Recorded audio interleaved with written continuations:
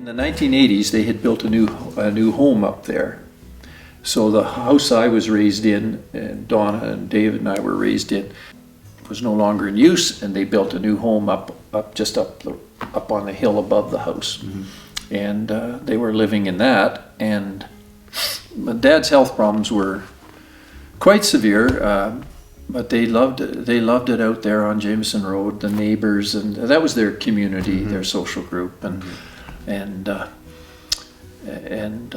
you know, Harry and Winnie Coleman and all. Mm-hmm. And so, but Dad's health concerns were really growing, and it just got to the point where, like, it was almost every 2 or 3 weeks there'd be an ambulance coming all the way out in Holland to take Dad into Calgary and into the hospital. And I remember it was February 5th, 1995, and I was all through my career in education, I coached the senior varsity basketball teams at all the schools I was at, and I always remembered it was the February weekend was always our when I took an invitation to the Drumheller senior varsity basketball tournament, and I was coaching that weekend, and so I was down in Drumheller, and it was a Friday, Saturday tournament, and I remember coming home on Saturday night and Mom calling me and saying that Dad was not doing well, and so I got up, so I went to bed and got up Sunday morning, and the phone call came, and he died in bed during the night up Jameson Road. And that was February of '95, and so we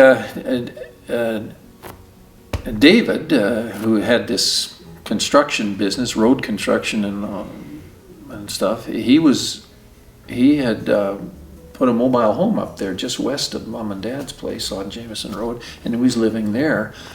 And so we just sat down as a family to try and decide what to do, and because David was living and working up there, he said, well, Mom can just stay here. Mm-hmm. You know, she loved it up there, and that's where she went. And so she went and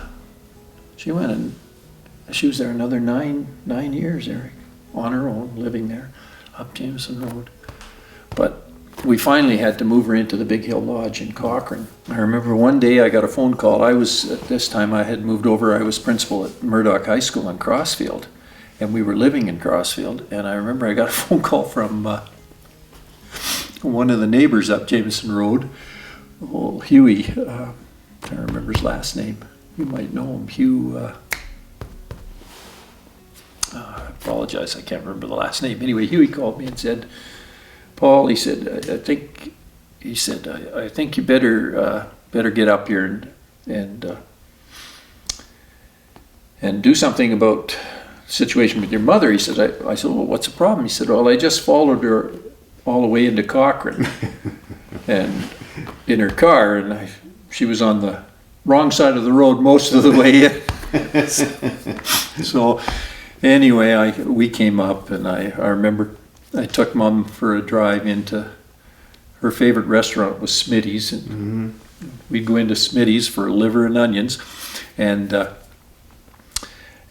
so I took her in, and I finally told her, Mom, I think we're gonna have to move you into the Big Hill Lodge. So that's so that would have been.